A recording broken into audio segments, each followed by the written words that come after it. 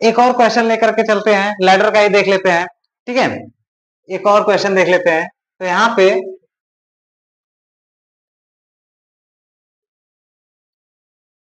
ये है लैडर, और लैडर का जो वेट है वो कितना है, 900 न्यूटन। लैडर का कितना वेट है, 900 न्यूटन। ठीक है, ये हमारा ये हो गया। ठीक है, इसके बाद कह रहा है कि 750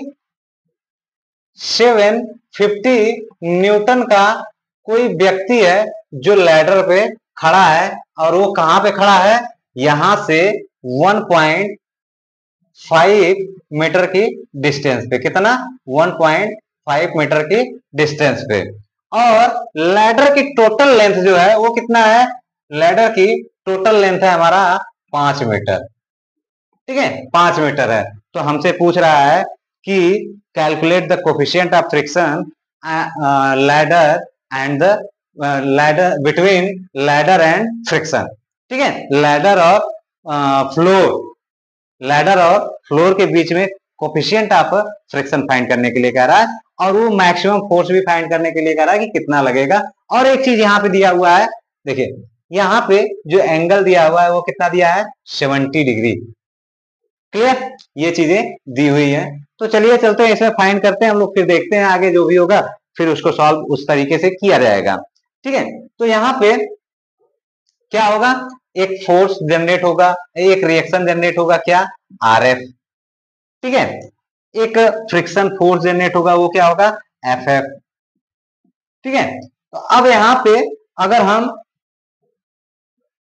आरएफ निकाले हैं, यानी समेशन ऑफ वर्टिकली इसको रिजल्व करें, vertically summation of vertical force equal to 0। तो वर्टिकली जब रिजल्व करेंगे तो आर एफ इक्वल टू क्या आ जाएगा, R F equal to 900 plus 750 equal to हमारा आ जाएगा 1650 न्यूटन। क्लियर, ये हमारा आ जाएगा टोटल आरएफ की वैल्यू, ये आ जाएगा। क्लियर, अब इसके बाद अगर हमें आरएफ की वैल्यू मिल गई तो हमें पता है कि एफ एफ इक्वल टू कितना होता है, एफ इक्वल टू होता है mu into mu into are F. ठीक है, म्यू इंटू आर एफ। तो म्यू की वैल्यू तो दिया नहीं है, आर एफ की वैल्यू दी, आर एफ की वैल्यू हमने फाइंड कर लिया। तो म्यू इंटू 1650, ये हमारा हो जाएगा, मान लीजिए इसको इक्वेशन नंबर इसको इक्वेशन नंबर सेकंड मान लीजिए, इसको इक्वेशन नंबर फर्स्ट मान लीजिए। ठीक है, अब इसके बाद हम क्या करें, ये हमारा ए पॉइंट है, ये हमारा बी पॉइंट है, ये हमारा सी पॉइंट है। तो देखिए हमें इसमें डिस्टेंस की आवश्यकता पड़ेगी। अभी तो हम क्या करेंगे, इसमें मोमेंट निकालेंगे।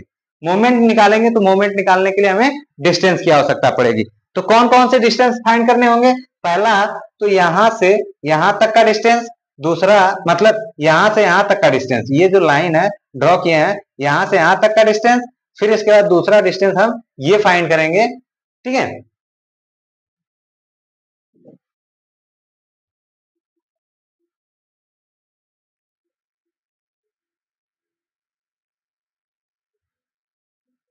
ठीक है, तो अब यहाँ पे देखिए हम फाइंड करते हैं।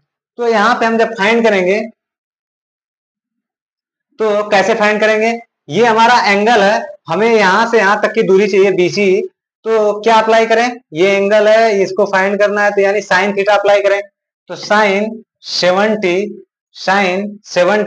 इक्वल टू क्या हो जाएगा, बीसी अपॉन 750।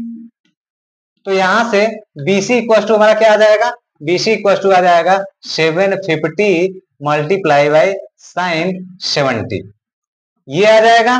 क्लियर, अब इसके बाद अब हमें मान लीजिए BC हो गया, इसको हम मान लेते हैं D और इसको हम मान लेते हैं E। ठीक है, तो ये डिस्टेंस हम फाइंड कर लेते हैं, लेकिन हमें ये डिस्टेंस भी फाइंड करना पड़ेगा। हाँ ठीक है, कोई दिक्कत नहीं है, ये डिस्टेंस तो हम फाइंड कर लें। ये डिस्टेंस हमारा हो जाएगा cos 70 degree equal to AC AC upon, अरे यार ये 750 नहीं 5 रहेगा। ठीक है, 5 5, ठीक है, AC अपॉन 5, ठीक है। तो यहां से हमारा AC इक्वल टू क्या आ जाएगा, AC इक्वल टू आ जाएगा 5 sin 70। क्लियर। अब देखिए ये डिस्टेंस AC हमने फाइंड कर लिया, ये डिस्टेंस हमने BC फाइंड कर लिया। अब हमें डिस्टेंस की जरूरत क्या क्या पड़ेगी, यहां से यहां तक की और यहां से यहां तक की, ठीक है। ये दो डिस्टेंस और फाइंड करने हैं, तो हम क्या करें, पहले इसको फाइंड कर लेते हैं। तो यहां से यहां तक का डिस्टेंस कितना है, ये 5 है, तो यहां से यहां तक का डिस्टेंस कितना हो जाएगा 2 मीटर। तो 2, तो यहां पे फिर से अप्लाई कर ले हम क्या, ये डिस्टेंस फाइंड करना नहीं, ये डिस्टेंस हमें फाइंड करना ना, तो कॉस फाइंड कर लेते हैं। कॉस 70 इक्वल्स टू, मान लेते हैं ये हमारा ई एफ पॉइंट है, ये हमारा जी पॉइंट है, तो एफ ई नहीं नहीं ये ना ए अपॉन कितना हो जाएगा 2.5। तो ए इक्वल टू हमारा क्या आ जाएगा, ए इक्वल टू 2.5 कॉस 70, ठीक है, इतना आ गया। अब इसके बाद फिर इसके बाद एडी हमें फाइंड करना है। यहां भी एडी के लिए हम क्या करें, cos 70 equal to AD, AD upon 1.5 equal to AD equal to हमारा क्या आ जाएगा, एडी इक्वल टू आ जाएगा 1.5 cos 70, यानी ठीक है, इतना आ गया। अब इसके बाद देखिए हमें एई और एडी तो निकाल लिया, ठीक है, एई और एडी तो हमने निकाल लिया, बट हमें डिस्टेंस क्या जरूरत है, ईसी की और सीडी की, ठीक है। तो CD CD CD equal to हमारा क्या हो जाएगा, सीडी इक्वल टू हमारा हो जाएगा AC AC minus AC minus AD, AC minus AD, ये हो जाएगा। यानी टोटल डिस्टेंस हमें पता है, ये डिस्टेंस भी पता है, तो टोटल में से इतना माइनस कर देंगे तो हमें क्या मिल जाएगा, ये मिल जाएगा। क्लियर। टोटल में से अगर हम ये डिस्टेंस माइनस कर दे तो हमें ये डिस्टेंस मिल जाएगा, ठीक है। तो हमने यही किया है कि CD इक्वल टू हमें क्या निकालना है, AC माइनस एडी। तो CD इक्वल टू हमारा क्या आ जाएगा, AC की वैल्यू कितना है, AC की वैल्यू है 5, ठीक है 5, और AD की वैल्यू कितना है 1.5, यानी माइनस 1.5। ओह, AC की वैल्यू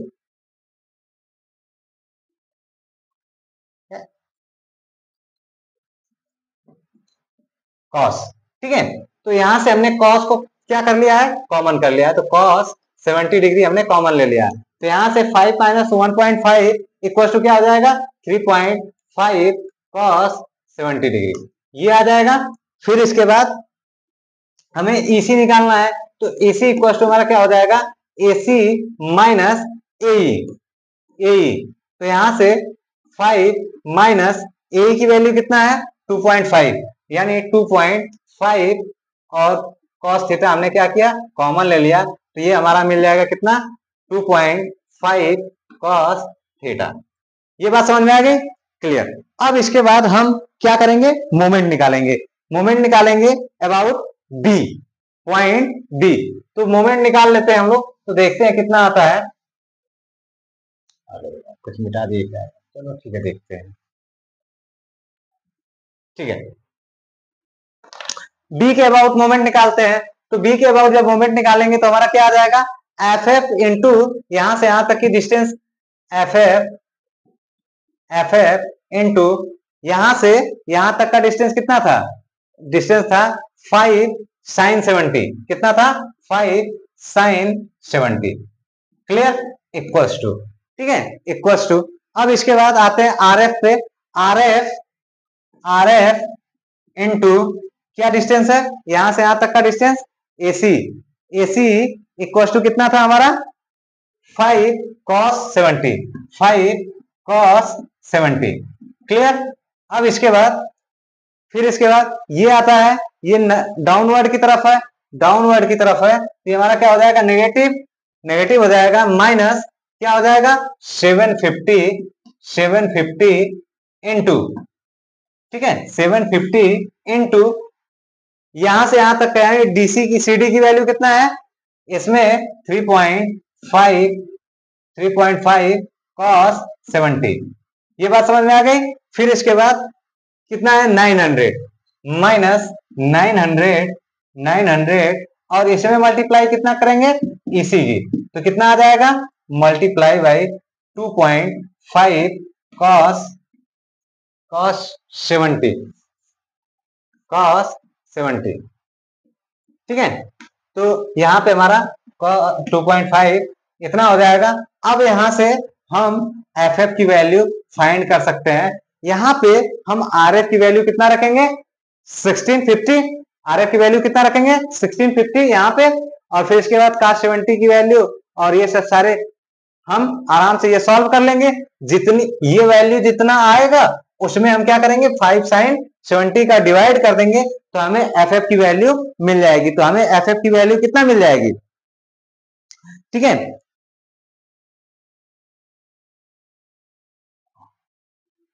हाँ ठीक है, कोई दिक्कत नहीं है। तो यहाँ पे एफ एफ इक्वल टू हमारा क्या हो जाएगा, एफ एफ इक्वल टू ये है म्यू, ठीक है। एफ एफ की वैल्यू हमारा क्या आ जाएगा F F equal to mu R F, ठीक है। तो म्यू आर एफ आ जाएगा। तो म्यू आर एफ यानी आर एफ की वैल्यू हमें कितना दिया हुआ है 1650 दिया हुआ है। तो जाहिर सी बात है सीधा सीधा हम म्यू की वैल्यू फाइंड कर लें यहाँ पे। तो म्यू की वैल्यू हमारा जो आ जाएगा वो आ जाएगा 0.15, ठीक है। कितना आ जाएगा 0.15। आप लोग एक बार इसे कैलकुलेट करके जरूर देख लीजिएगा, ठीक है। अगर हम चाहें तो एक लाइन यहाँ पे भी हम बढ़ा सकते हैं, बट बढ़ाने का कोई औचित्य नहीं है, ठीक है। चीजें देखिए एफ एफ की वैल्यू हम यहाँ से चाहें तो पुटअप कर सकते हैं। एफ एफ की वैल्यू अगर पुटअप कर दे म्यू आर एफ, तो म्यू आर एफ की वैल्यू कितना है म्यू इंटू 1650, और आर एफ की वैल्यू यहाँ से पुटअप कर देंगे तो हमारा क्या आ जाएगा 1650। फिर इसके बाद देन हमें सॉल्व ही करना रहेगा। यहाँ पे हमारा म्यू आ जाएगा म्यू, और जितनी वैल्यू आएगी उसको हम पुटअप करते चले जाएंगे। जैसे कहने का मतलब यहाँ पे हमारा आ जाता mu into 1650 into into 5 sin 70 5 sin 70 equals to, अब इसके बाद ये जितनी भी वैल्यू को सॉल्व करने के बाद जो भी आएगा, ठीक है, जो भी आएगा उसमें हम इतने से डिवाइड कर देंगे तो हमें म्यू की वैल्यू मिल जाएगा। क्लियर। इस क्वेश्चन में अगर कहीं कुछ अगर आपको लगे कि नहीं दिक्कत कर रहा है, आप हमें जरूर कमेंट एक बार करिएगा। मैं आपके हर एक समस्या का समाधान निकालूंगा या कोशिश करूंगा उसे सॉल्व करने की।